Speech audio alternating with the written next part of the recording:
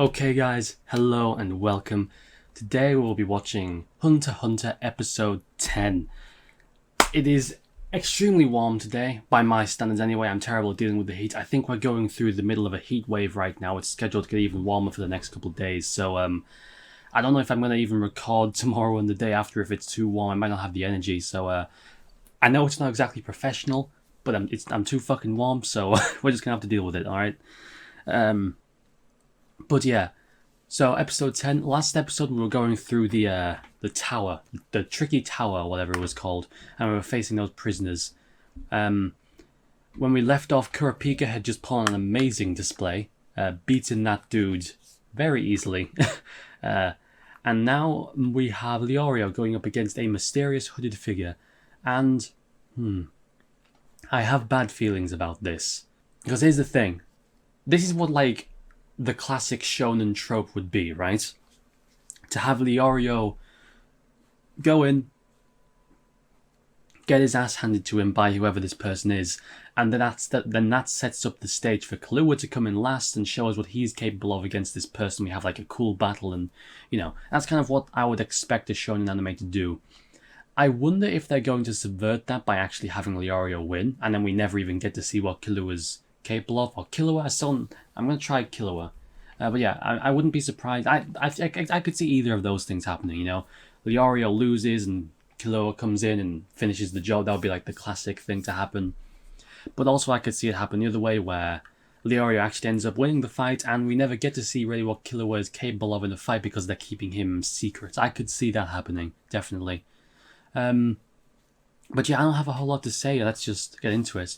But before we get into it, right, I always tell you to like and subscribe at the end of the video. That's pretty straightforward. But one thing that's even more important than that potentially is if you really like the videos and you want to see me uploading more content and doing all this stuff, the best thing you can do to help me with that is sharing the video around, you know, share it on Reddit or Twitter or Facebook or wherever it is you have friends who might be into Hunter x Hunter. If you have a Discord server where you know lots of people like Hunter x Hunter, post a video on there or something, you know. Share the video around, because if more people are seeing my videos and more people are getting into the videos and watching them and I'm getting more views, then that motivates me to put more work into the videos. Right now I only have about maybe 4 hours a day to work on videos. A couple of those hours is taken up just watching the episodes, and then another couple of hours taken up editing. That's not a particularly huge window when it usually takes me about 2 hours just to edit one episode, you know? Like, it's maybe one episode edited a day if I'm lucky,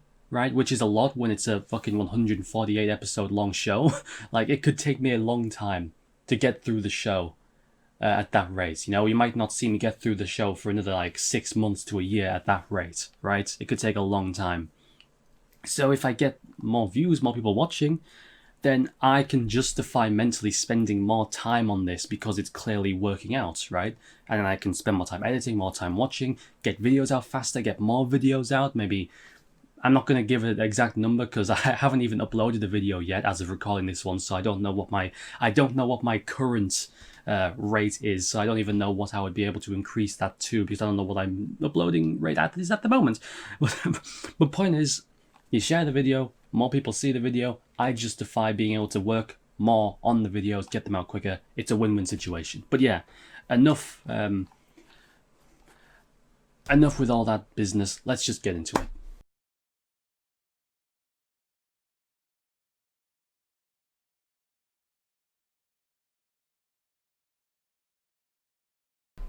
Okay, that was an interesting episode. It's clear we're spending a long time in this section. And this, like, this is the third phase. This third phase is taking a while. But I imagine it has to end next episode, right? Like, I'm enjoying it, but I also hope it doesn't go on too long, you know? I don't want it to, like, I'm enjoying it now, but I don't want it to drag on to the point that I'm not enjoying it anymore, you know? So, I'm imagining that this section's probably going to end next episode would be my guess. But then we've still got the entire fucking rest of the tower after that. But then, I wonder how many phases are after that, though. I wonder if the number of phases that are left in the tournament depends on the number of people, right?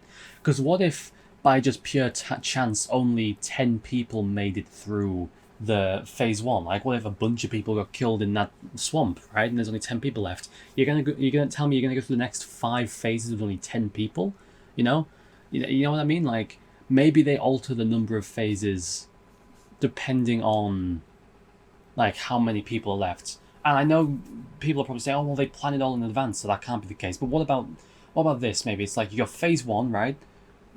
A good bunch of people die, but it's enough to move on to phase 2, and then there's enough people who survive that to move on to phase 3. But maybe if more people had died in phase 1, they would have been like, okay, there's not enough people to compete in phase 3, so once phase 2 is over, we're going to skip phase 3 and go straight to phase 4. You know, I could see it working like that, where they alter the amount of phases they have to go through based on how many people are left.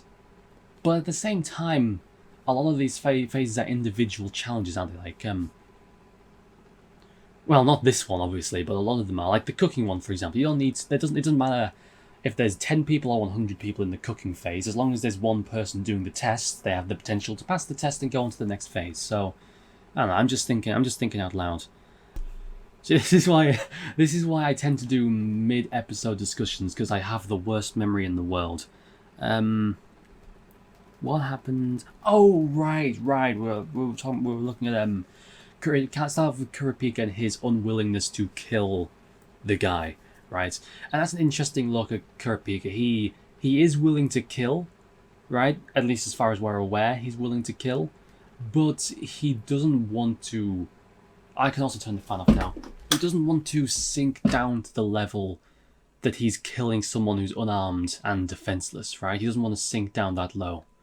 The fight was over. He didn't want to go in there and just finish him off, right? And that makes sense. That's a nice look at Kurapika's character. He's got that honourable nature to him. He doesn't want to sink down to the level of the people he hates. And yeah, and then we got into the bit with talking about the majority versus the minority in regards to like the voting, right? In regards to how they were doing the majority decision, and that was interesting seeing that little monologue from the Rookie Crusher, whose name I still cannot remember. Was it like I can't even, I'm not even going to try to guess. That was an interesting little monologue he had, explaining why the majority decision can cause problems, right? Yeah, that was an interesting point that he made about how he made a mistake in regards to making everyone raise their hand, because yeah, if you're raising your hand, then you have to tell everyone, hey, I'm voting for this, right? And then you're potentially alienating yourself from other people and causing even more, conflict between the two groups than there already would have been. This section is reminding me a lot of like Dragon Ball. I mentioned this a couple episodes ago. It would have been like last episode or the episode before. But these last couple episodes remind me a lot of the arc in the original Dragon Ball, where Goku and Yamcha and Krillin and all of them have to go through the little mini tournament in order to get to Fortune Teller Baba, and they have to fight the vampire, they have to fight the invisible guy, they have to fight the big mummy, and they all have like their own special abilities, right? And each one, it's not as easy as just beating them up, right? You have to actually do a little trick to beat each one, and it reminds me a lot of that. And there's been very little fighting so far, considering it's like a shonen anime, right? There's been very little actual combat. There was a very brief fight scene, let me think. The first couple episodes had no combat. The first actual fight I think we saw was Hisoka versus Leorio and Gon, right? In episode 5, I think it was. But that was very brief. You can hardly even call that a fight, really. It was more just like, I think only one punch was landed that entire time, right? So I'd say, and after that, and then after that, the next proper conflict we had was Kurapika knocking out the blue guy, and again, that wasn't really a fight, was it? It was more just a one-punch knockout. So Hisoka and the guy he killed, the ex-instructor, I think that was like the first proper fight in the series so far. But yeah, I picked up immediately that guy was the instructor from last year that Hisoka had all but killed and left all scarred on his face. And you can definitely see that the instructors are on a different level from like the students, the rookies, right? The participants, because as good as Gon and Leorio and Kurapika and all them are, Gon and Leorio together weren't able to land a single hit on Hisoka. Gon did land one hit, but I'm not going to count that because it was a surprise hit. So, like, yeah, he did technically land a hit, but it wasn't he didn't really land a hit. You know what I mean? He didn't land a hit in which Hisoka had the opportunity to actually avoid it. You know what I mean? So I don't really count that. So, counting that surprise attack, neither of them working together landed anything. Like, it was a complete mismatch. The only reason they're alive, the only reason any of them are alive, Gon, Leorio, or Kurapika, the only reason any of them are alive is because Hisoka wants them to be alive. You know, he didn't feel the need to kill them, and that's why they're alive. And even though Hisoka did kill this guy, this ex-instructor, it was clearly a much closer fight. I did mention during the fight that Hisoka didn't look worried. He looked very calm. He did get nicked that one time in the stomach, but he didn't panic.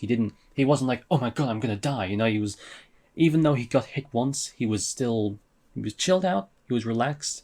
But even though he clearly won the fight by a fairly large margin, you can still see the difference between that instructor and Gon and Leorio, right? You can still see that he is just levels above in terms of ability, right? He might have lost that fight quite decisively, but he still fared so much better than they did working together, right? Another thing is that during that fight, we saw that Hisoka is a very, very fast learner, which makes sense, I guess, if his quirk, I'm thinking like My Hero Academia, I guess it is a quirk, right? His character quirk is that he's like a magician, he's a clown, he's a magician, he's got that air of mystery. When I think about magicians, I think of tricks and sleight of hand and stuff, so it would make sense for a magician type character to be a quick learner so that he can learn all these abilities and tricks and, you know, all these sleight of hand movements and all that, so it would make sense for him to be a very fast learner. So is this only Hisoka's second year then? Hisoka? Is this only his second year? We know for a fact he competed last year. We know that 100% for a fact. But I don't think it was mentioned if he competed at any point before that. So unless I get confirmation saying otherwise, I'm going to assume this is only his second year. I wonder what this guy did. Killua. He didn't even hesitate. He was like, oh, you don't want to kill him? I'll kill him for you. Like, it wasn't even like some like dramatic thing. It was like, his eyes dimmed. I'll kill him for you. Like, it wasn't even a dramatic thing. He just walked up and said, hey, I'll kill him for you if you want. It was as casual as asking if you want to like borrow some chips off my place. You know, it was so insignificant and unimportant to him, right? And that's something I was thinking about in between recording sessions, in between my last recording session and this session, is that as much as Hisoka is clearly being shown as like the bad guy of this arc, Killua is just as dark as Hisoka is, right? Like, Hisoka is the bad guy and Killua is the good guy. But in reality, like, there's no actual, like, reason as to why one should be arbitrarily better than the other, so far at least. You know? Hisoka was introduced murdering a guy because he bumped into him, but so did Killua. Killua murdered two people because they bumped into him, and it's possible that he bumped into them intentionally to get a rise out of them, you know? Like, he is happy to murder people. He does not value human life the same way that the average person does, right?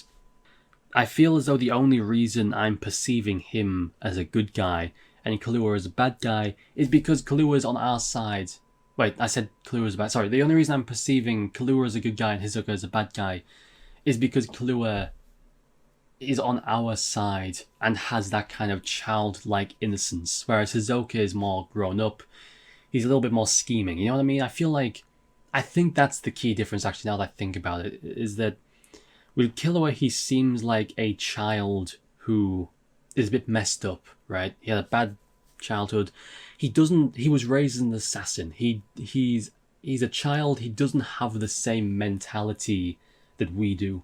Hisoka, on the other hand, is a fully functional, as far as we're aware, adult, right? He's clearly very intelligent. So I think that's the difference that makes me like Killua, but dislike Hisoka. Not dislike as in I dislike him as a character, but I mean as a person, right? I like him as a character, but not as a person. And I think that's the key difference, is that Killua is a child who is just a product of his environment, Whereas Hisoka, and granted, it could be revealed down the line that Hisoka is like that as well. I'm just speaking based off what we know right now. Hisoka seems to be intentionally doing this because he just, he enjoys it, he'll just kill people because why not? I think that's the key difference. Killua is doing it because it's just how he's been brought up. It's not because he's got like an evil heart or anything. It's just that's what he was brought up to be like by his family, and that's what he is. It's not an evil, it's not a malicious thing. He's not doing it because he's a monstrous, evil person who wants to kill people. He's doing it because that's just the life he was brought up with. He was brought up not to value human life that much. Whereas Hisoka, again, down the line, maybe prove me wrong, but as of right now, it seems as though he is doing it more because he wants to do it. He doesn't have that same lack of understanding. Killua has a skewed perspective on the world, which is allowing him to do these things. Hisoka, on the other hand, at least so far, does not seem to have a skewed perspective. He seems to be perfectly sane. Well, as sane as you can be when you're someone like him, and is just choosing to do these things because I guess he enjoys it, right? But yeah. Leorio. Leorio, this was like a great showcase for Leorio's character, this episode. Because we had the monologue, right, with Kurapika thinking about, was it Kurapika? It was someone. The monologue from someone thinking about how maybe the guy isn't actually unconscious. Or maybe, sorry, not that he's not unconscious, but that they don't want him to wake up. And I was thinking that maybe they had done something to him. Like maybe this woman that they were facing had like some kind of like, I don't know, injected him with something or did something to him that would prevent him from waking up for a while, right? But no, as it turns out, he was just told to lie still. I didn't consider that a possibility because I just didn't think in my head the possibility of someone having to lie still for 72 hours and not move a fucking muscle that entire time. Like, that would be ridiculous. Like, Jesus Christ, that would be crazy, having to do that. I mean, what if he falls asleep, wakes up, and just for an instant forgets that he's supposed to be pretending to sleep and gets up? Like, I feel like there's a lot of potential flaws in that plan that could really mess it up. But no, Leorio is very smart to figure that out. And it makes sense as well. It makes sense for him to figure that out because, yeah, he's a doctor. He'd be trained to recognize the signs of if someone's dead or if he's alive. That's what doctors do, They need to, if someone comes in and he's gravely injured, you need to know immediately. I would snap, but I can't. You need to know immediately if he's alive or dead, right? It makes perfect sense for him to be able to tell, right? And then that plan where he's like, okay, I'll just drop him off the edge, and if he's unconscious, then he'll fall, and if he's not unconscious, then he'll pop back up. And again, a great plan. So regarding the end of the episode, I want to make sure I definitely understand this. So it seems as though that whole situation with the unconscious body was to resolve Killua's match. Now Kurapika's match. And now Kurapika's match is resolved. Now we're actually moving on to Leorio's match. So everything up to this point wasn't actually Leorio's match. It was just the resolution to Kurapika's match. Yeah, no, that was right. I thought I got it wrong again, but I did get it right that time. Oh, okay, in which case we're going to be going on to Leorio's match next time, and hopefully also Killua's match as well, because I am enjoying this, but I don't want it to drag on too long, I want it to be nice and compact and not stay longer than it should, But yeah, I think that's everything for this episode. It's going to be... what I'm trying to do is up until now I've been doing mid-episode discussions. I'm going to try and move away from that, because I've been thinking as of recording this episode, I haven't actually uploaded one of these reactions to YouTube yet. And I was thinking last night about the logistics of actually uploading them. I was thinking, okay, well, I'll have to upload the reaction itself onto another platform like Vimeo, for example, and the discussion onto YouTube. But it's going to be very difficult to do that if the discussion is split up into 3 parts and one part of that discussion is in the middle of the episode, right? And so I came to the conclusion that I should probably save all of my discussion to the end of the episode, which is difficult because here's the thing. I'm a fairly perceptive person. I'm able to pick up on things. I'm able to figure stuff out. Like I like to think I'm a relatively smart person, but I don't have a great memory. So When I discuss things midway through the episode, it's because I tend to forget stuff that happens in the first half of the episode by the time I finish it, right? Because that's just how my mind works. I tend to forget stuff. And that doesn't mean I'm forgetting it permanently. It doesn't mean I'm completely forgetting all this information. I remember it, but I mean I forget to bring it up in discussion. You know what I mean? Like I didn't forget that Kurapika refused to kill Blue Guy. Like, I remember that. It's just I forgot for a moment to actually bring it up into discussion. So if I miss any points of discussion in the future, just remember it's because I'm trying to fit the entire episode into one discussion, which is what I haven't been doing so far, and I have a bit of a memory, so I'm taking notes to try and remember what to talk about, but, you know. As I said at the beginning of this episode, if you like my videos, the number one thing you can do to help me out is share them around on Discord, or Twitter, or Facebook, or Reddit, or wherever the hell you want to share it. If you like the video, and you want to help me out, sharing would be the best way to do that, to get the word out, to get more eyes on my channel, because like I said, more people watching my channel means I get more views, more subscribers, and if I get more views and subscribers, that means that I feel motivated to work more on the content. So I get more followers, and in return, I am able to crank out more content. I'm able to maybe even react to multiple shows at once, you know, maybe I can react to the My Hero Academia manga or something, I don't know. But yeah, that's enough talking. I'm only going to watch one more episode today because I've had quite a busy day, so by the time I was able to sit down and record, it's already like within an hour of when I need to stop recording. So I'm only going to be able to watch one more episode, I think. So yeah.